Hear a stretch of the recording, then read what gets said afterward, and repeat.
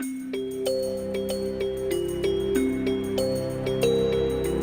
following local program is brought to you by Central Texas College's Department of Television and Radio Broadcasting, providing educational, creative classes and hands-on experience for Central Texas students and helping shape the creative minds of the future. For more information, visit the Central Texas College website at www.ctcd.edu/telecom.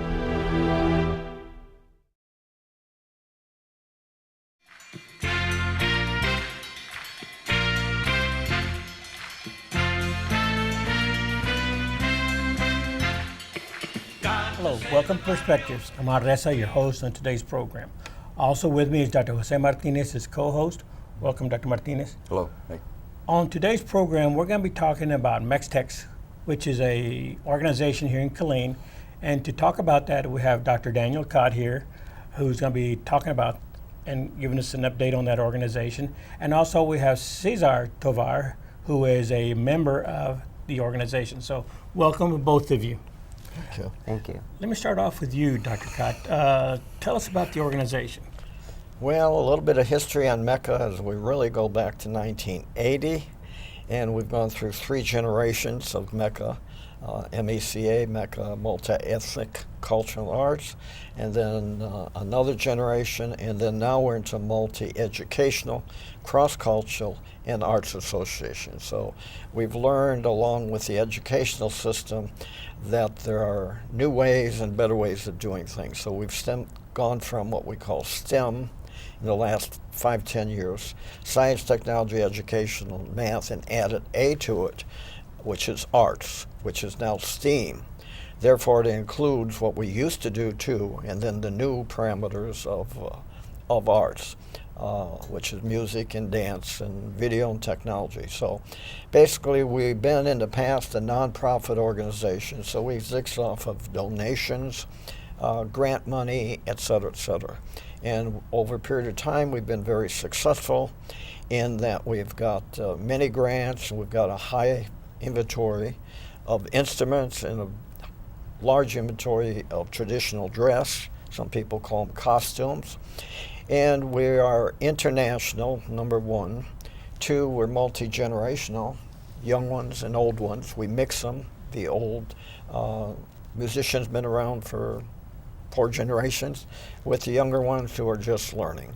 And then we moved into technology as it became necessary in this century.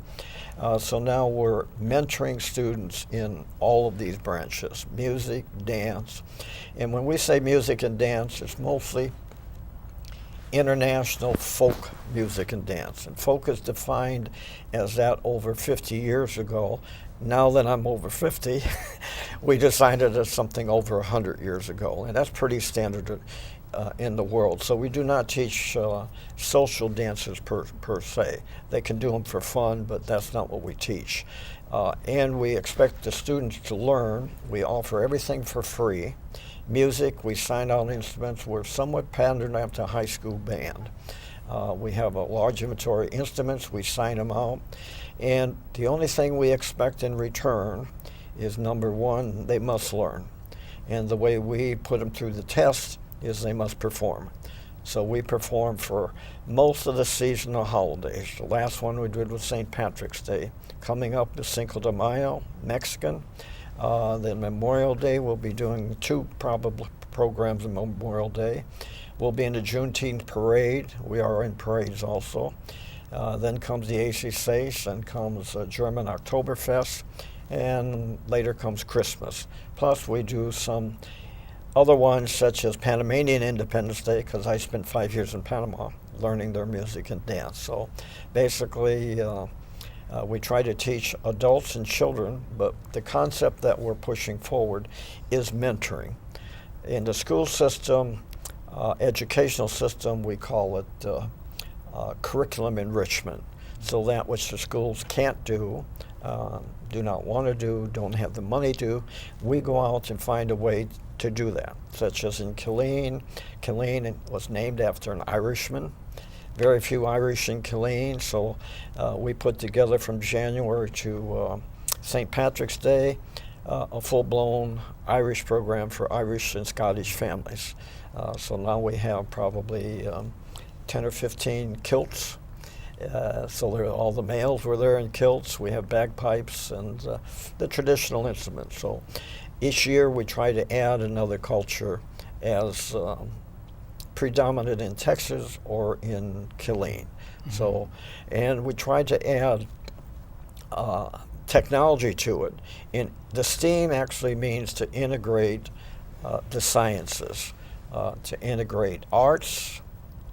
A is 440, which means physics on the piano, along with all the instruments and so on. So they learn physics, they learn sound, and they learn the art part of it as part of the curriculum enrichment. Now, you mentioned technology, and is that something that you're involved with, Cesar? Is that right? Yes, I play the keyboard. You play the keyboard. So when you talk about technology, not only the instruments, but also having to do with the taping and the internet. Is that correct?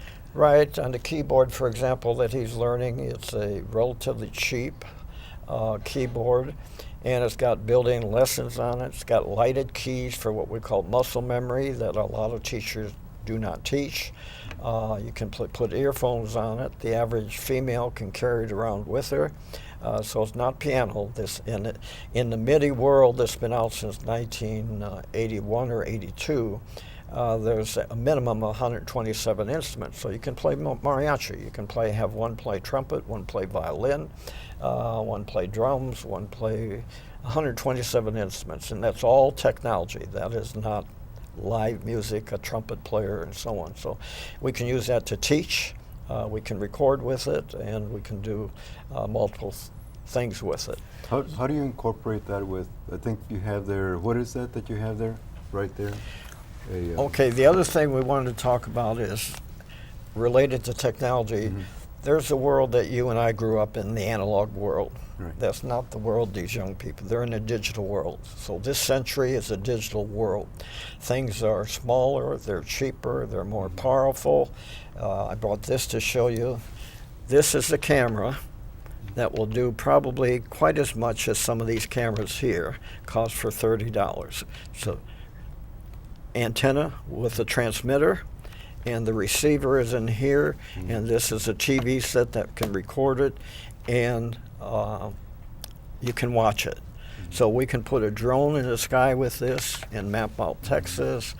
We can put a drone up and get a music festival, and then we can connect that into the system and into internet, and anybody in the world can watch it. So is that what you're learning also? Some of that technology yes. and some of that. No. Yeah. That's good because Now, we didn't grow up with that. How long have you been involved with MECA?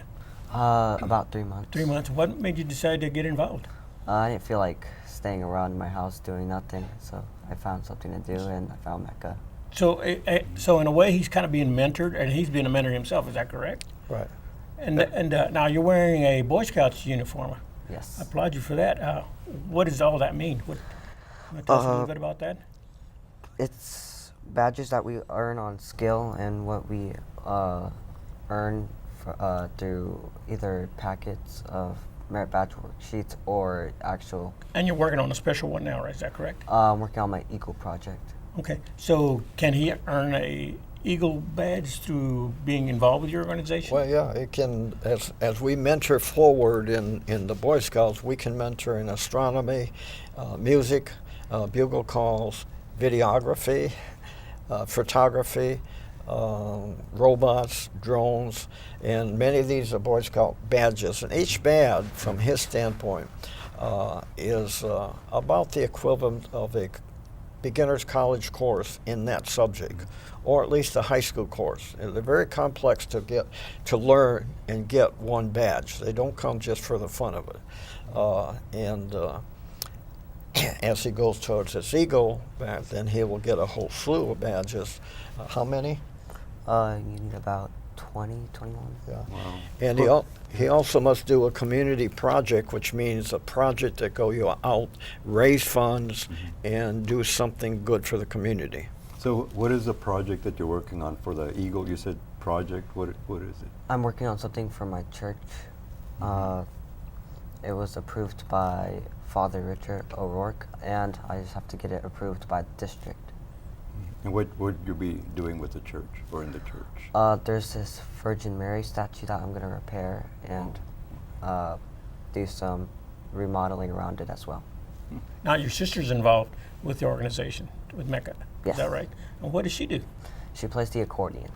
Oh, okay. And she dances too, I understand. Yes, she dances and sings. So it actually can be a family effort and get involved. Yeah. Right. Well, Not only family, we want families. We have many families. We have 35 dancers alone.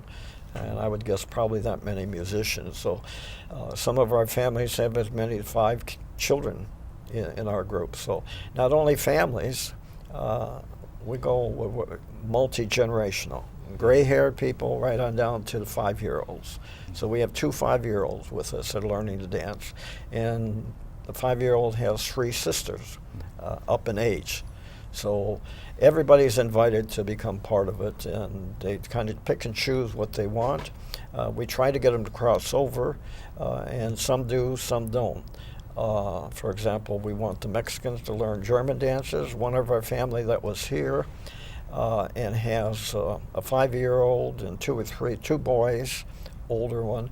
They're now over in Germany for 3 years with the military. So the first thing they did when they got over there, one of the PE classes at school, they learned one of the German dances that they learned here in Killeen. So we do German, we do Hawaiian, Irish, you name it. In the Romance language countries, we probably cover everything.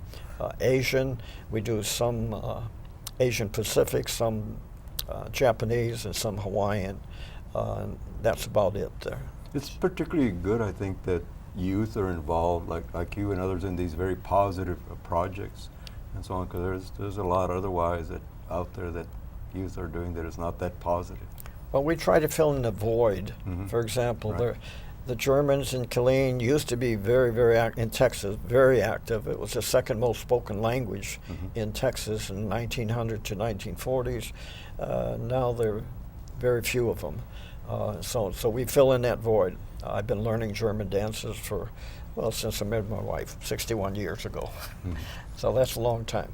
And we supply the costumes. What we call them traditional dress. So when we go after a costume or traditional dress, we get it from the country. In other words, we don't buy the costume. We buy with Germany, they call it the Trock, which is the real dress from Germany. So we have probably 15 pair of lederhosen for the men. And then when we do Oktoberfest music program, we do what is called Oompa music.